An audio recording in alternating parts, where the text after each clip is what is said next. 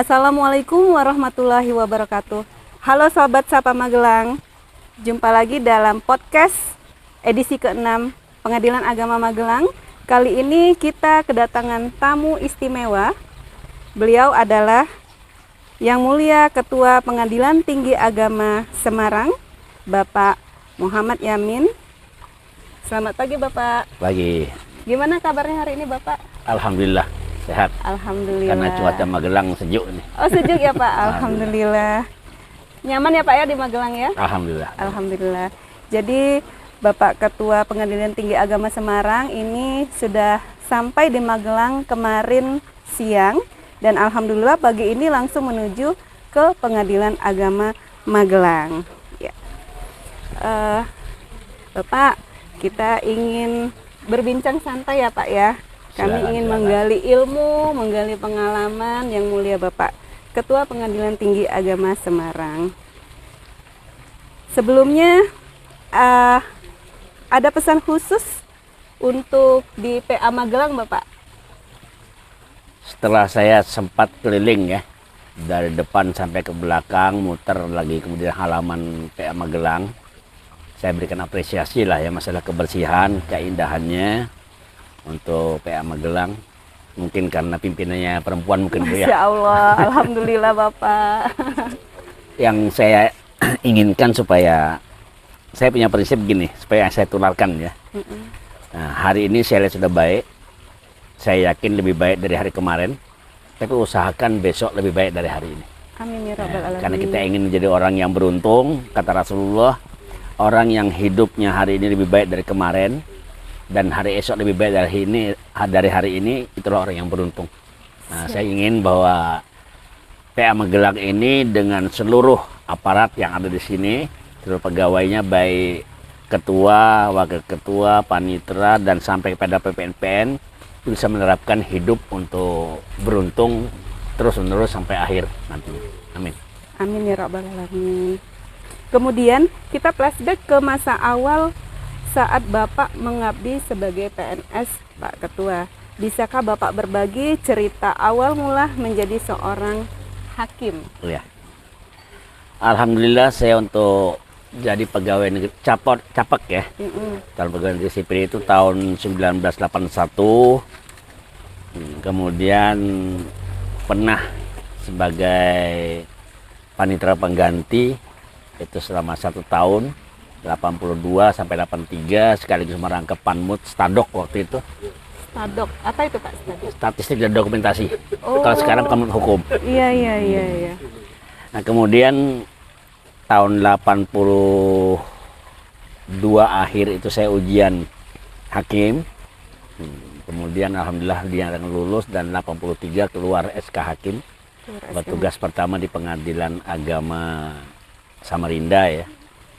Sekedar mungkin saya bisa nularkan sedikit ya. Selama saya calon pegawai negeri sipil sampai pegawai negeri sipil, kebetulan pada waktu itu insya Allah yang sarjana untuk Pengadilan Agama Samarinda cuma 3 orang. Ketua, 1 orang hakim dan saya sebagai calon pegawai.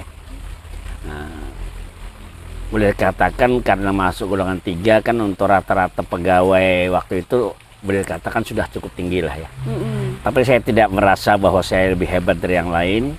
Nah, saya punya prinsip ingin menggali pengalaman yang banyak. Alhamdulillah semua pekerjaan di kantor Pengadilan Agama itu saya pernah lakukan.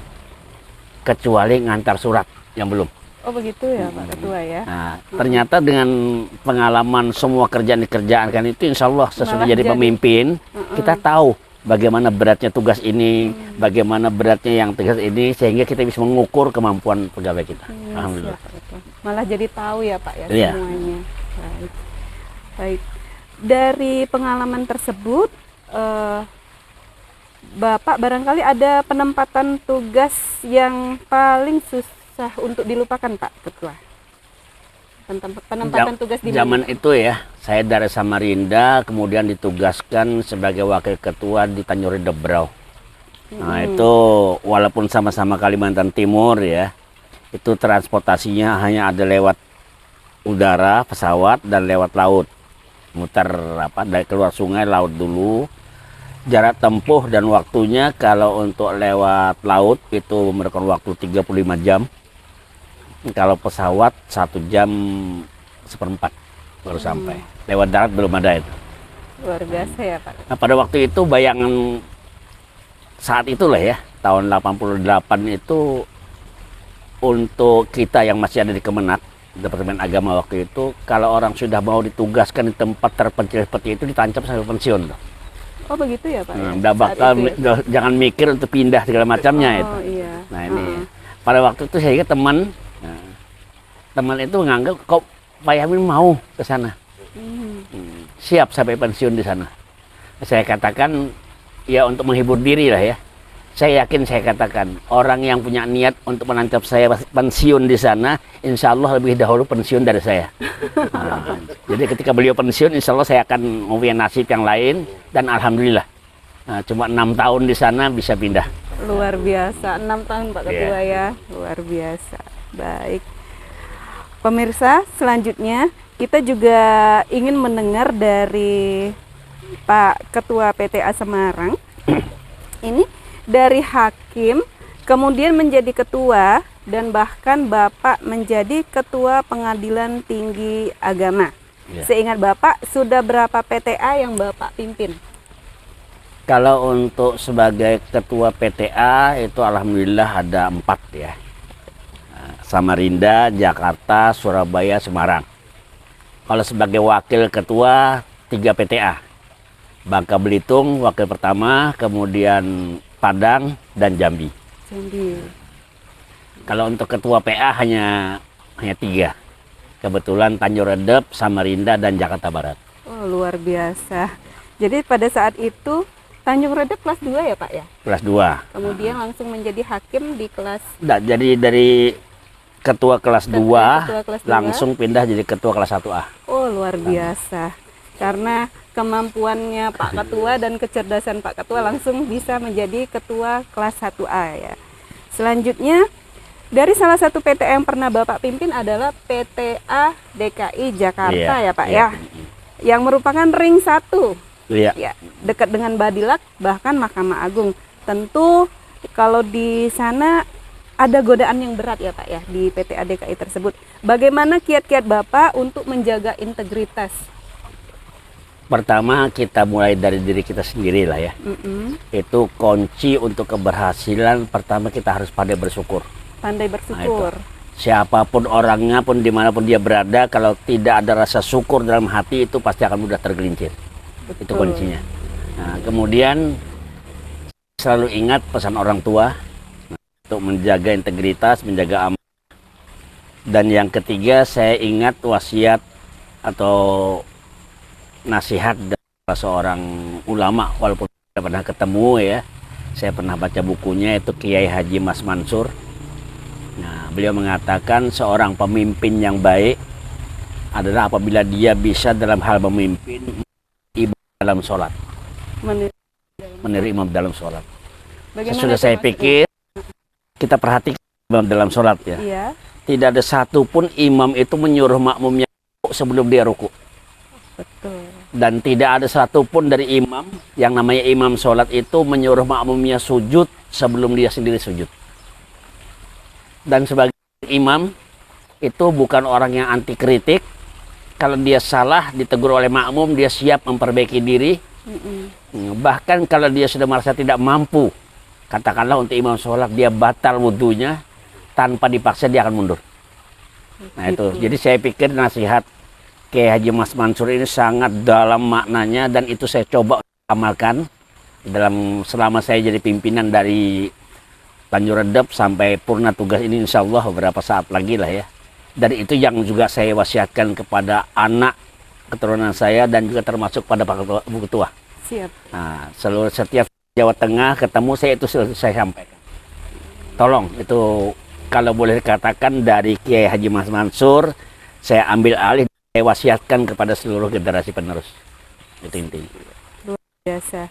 Pak Panitra PA Magelang, pemirsa, sampai biasa memang harus seperti itu Pak ya. Kita insya Allah bisa kita terapkan di PA Magelang. Selanjutnya Bapak, waktu waktu Bapak di PTA Surabaya, Bapak juga berhasil menorehkan prestasi, yaitu meraih WBK di PTA Surabaya pada tahun 2021. Adakah sosok yang menginspirasi Bapak sehingga sukses dalam memimpin Satker selain dari tadi Kiai Mas Mansur, Bapak? Saya tambah dikit ya. Untuk memimpin Satker tingkat banding, memperoleh predikat WBK itu bukan hanya Surabaya. Saya awali dari Jakarta. Oh iya. Jadi di PTA Jakarta saya dapat bahwa PTA Jakarta memperoleh predikat WBK tahun 2020. Oke. Nah, kemudian 2019 untuk Jakarta ya. Di Jakarta. 2021 bisa membawa PTA Surabaya juga kembali memperoleh predikat WBK. Dan niatnya tadinya, nah seandainya sebelumnya persyaratan untuk PTA Semarang itu bisa untuk meraih WBM, kami yakin itu bisa meraih, namun karena ada beberapa persyaratan yang tidak terpenuhi, yang sebelumnya harus dipenuhi oleh PTA Semarang, ya apa boleh buat. Saya berwasiat mudah-mudahan ke depan bisa dilanjutkan oleh pemilih yang baru untuk bisa meraih WBM untuk PTA Semarang. Baik. Kemudian Bapak, kemarin kan PTA Semarang menjadi tuan rumah pada KMA Cup ke-19. Yeah. Artinya di PTA Semarang pun prestasinya tidak kalah mentereng. Pada saat itu PTA Semarang didapuk sebagai tuan rumah dan sukses. Salah satu hal yang paling diingat dalam gelaran KMA Cup ke-19 adalah pertama kali dilakukan live streaming atas perintah dan petunjuk langsung oleh Bapak. Yeah. Mana Bapak mengkolaborasikan kerja pegawai menjadi bagian dari tim live streaming? Alhamdulillah ya, ketika dalam rapat daerah, panitia daerah itu diminta tanggung jawab penuh PTA tim live streaming TWP Cup atau yang lalu ya. Ketika diberikan percayaan bahwa untuk penanggung jawab dan pelaksanaan live streaming untuk PTWP kemarin kepada PTA, nah, seluruh yang terlibat saya kumpulkan bahwa ini kesempatan bagi kita menunjukkan bahwa kita bisa, kita mampu. Kalau berbicara masalah sarana prasarana, saya katakan apapun yang kita miliki kita keluarkan untuk suksesnya ini. Nah, alhamdulillah dengan memompa semangat seluruh yang terlibat, mereka juga mendengar saran kami, yang nyatanya alhamdulillah kita dapat apresiasi dari pimpinan Mahkamah Agung. Live streaming itu termasuk yang selalu dipuji, berikan apresiasi oleh pimpinan PTWP Pusat. Nah, ini yang patut kita berikan apresiasi kepada seluruh tim, dan mungkin juga supaya Bu Ketua bisa itu bisa diterapkan dalam satker masing-masing. Siap, Ketua. Kita tidak perlu memberikan apresiasi dalam bentuk materi yang berlebihan, tapi cukup dengan penghargaan itu sangat besar harganya. Nah, saya yakin ya, kalau kita hitung dari segi materi, nah kemarin dengan kerjaan live streaming kita kasihlah mereka 2-3 juta satu orang, mereka tidak akan lebih puas kalau daripada kita berikan penghargaan dan terima kasih kita kepada mereka. Iya. Nah itu lebih tinggi nilainya daripada hanya sekedar uang dalam bentuk materi 1-2 juta, itu tidak berimbang. Iya. Terima kasih Bapak. Jadi pemirsa, salah satu kepanitiaan live streaming kemarin alhamdulillah dari PA Magelang pun ada yang terlibat Pak Ketua, yaitu Bapak Sapuan, Pak Irfan dan Mas Yoyo, yang mereka luar biasa hasil live streamingnya memang diakui ya Pak ya. Iya. Dan setiap ada perlombaan itu selalu dinanti-nanti nih live streamingnya, bahkan para aparatur PA Magelang itu udah standby Pak di laptop masing-masing. Oh ini acaranya, kita sudah siap nonton, dan hasilnya gambarnya berkualitas bagus sekali ya Pak Ketua. Baik pemirsa, sekarang kita dengar dulu tim Song ZI PA Magelang berikut ini ya.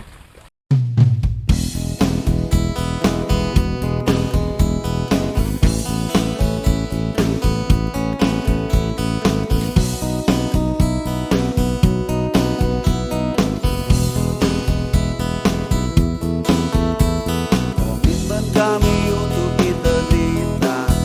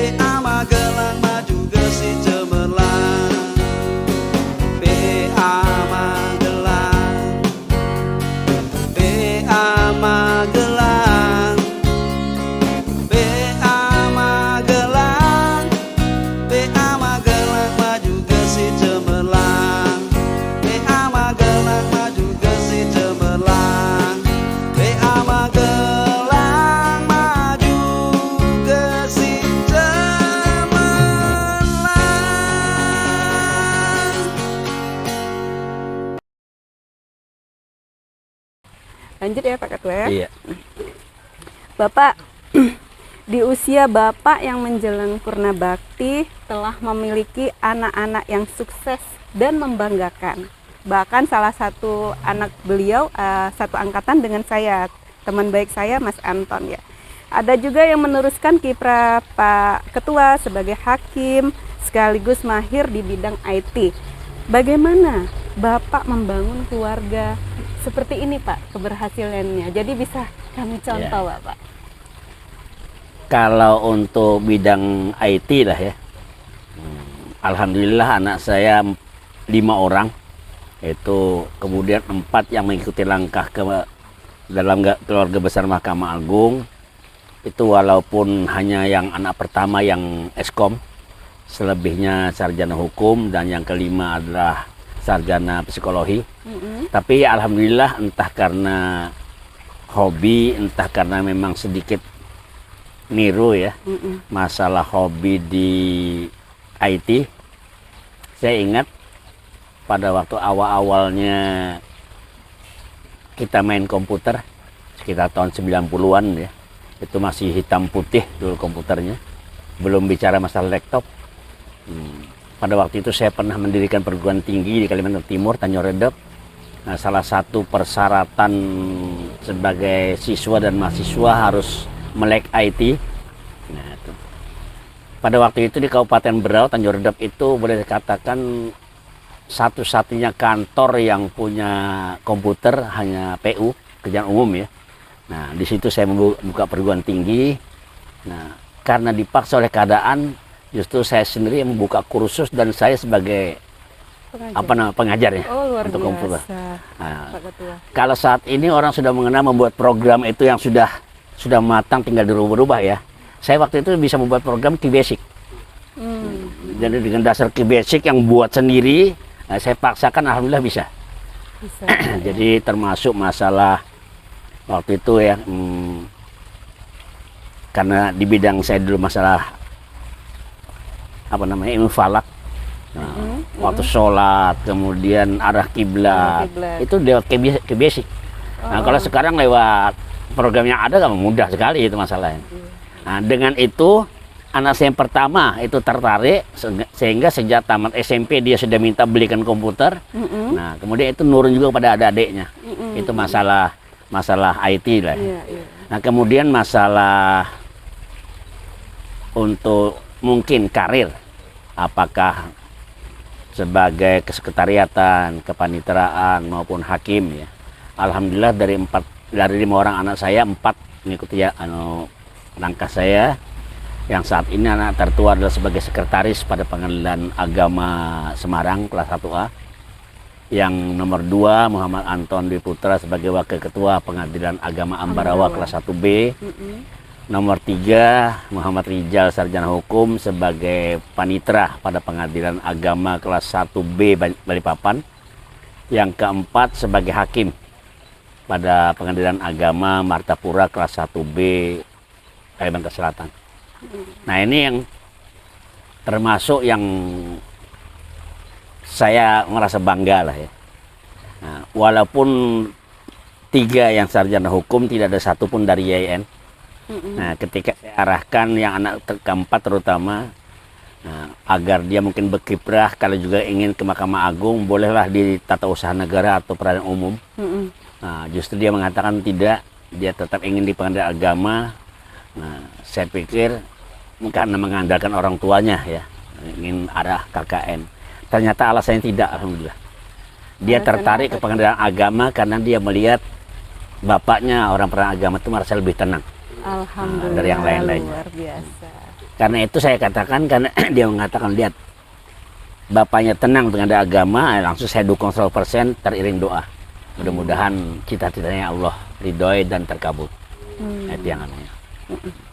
Jadi luar biasa ya pemirsa, memang Pak KPTA Semarang ini sukses dalam berkarir ya Pak ya. Alhamdulillah. Sukses dalam berkeluarga, anak-anak sukses semua sampai saat ini, dan itu patut kita contoh, dan mohon doanya Bapak, Amin, doakan amin. kami juga bisa seperti Bapak. Amin. Pensiun, menjelang akhir pensiun masih sehat, Alhamdulillah. masih gesit ya Pak ya, gitu. Baik. terakhir nih Pak Ketua, Bapak mungkin bisa memberikan closing statement gitu kepada pemirsa Sapa Magelang di sini. Monggo Bapak. Jadi di penghujung tugas saya ya, walaupun nanti purna tugas bukan berarti sudah putus komunikasi dan silaturahmi antara saya pribadi dengan Badan Peradilan Agama. Betul, Bapak. Namun di ujung tugas ini saya ingin menyampaikan pesan lah kepada jajaran Peradilan Agama, khususnya Pengadilan Agama Magelang. Pertama, terus tingkatkan pelayanan kita terhadap masyarakat pencari keadilan. Dan dalam pelayanan tersebut yang penting jaga amanah, jaga muruah, dan jangan sekali-kali ada terbesit dalam hati kita untuk berbuat khianah terhadap tugas kita selaku aparat penegak hukum. Dan sekali lagi berulang kali saya sampaikan setiap bertemu dengan hakim bahwa kita sebagai hakim adalah wakil Tuhan di dunia. Iya. Nah, sehingga ketika kita menyidangkan perkara sebagai hakim, jangan kita dengan mudah mengatakan memegang dalil al-insan mahalul khata' wa nisyan. Pada waktu kita menyidangkan perkara sebagai hakim, kita wakil Tuhan di dunia, usahakan kita adalah manusia yang nyaris tidak boleh salah. Nah, jangan kita berpegang bahwa saya juga manusia, saya hakim, saya manusia, tempatnya salah. Tidak. Pada waktu menyidangkan kita adalah wakil Tuhan. Kalau zat yang kita wakili adalah zat yang mustahil salah, maka kita usahakan agar kita sebagai hakim adalah manusia yang nyaris tidak boleh salah. Itu Profesional saja. ya. Iya. Kalau sudah kita berusaha ternyata hasilnya lain, serahkan kembali pada Allah Subhanahu wa taala. Mungkin itu cukup ya. Terima kasih. Baik pemirsa Sapa Magelang, demikian tadi podcast bersama Bapak Ketua Pengadilan Tinggi Agama Semarang. Kami mendapatkan kehormatan karena insya Allah ini akan menjadikan podcast penutup di akhir tahun PA Magelang, Bapak. Alhamdulillah. Demikian, lebih dan kurang saya selaku pembawa acara mohon maaf. Billahi taufiq wal hidayah. Wassalamualaikum warahmatullahi wabarakatuh. Waalaikumsalam.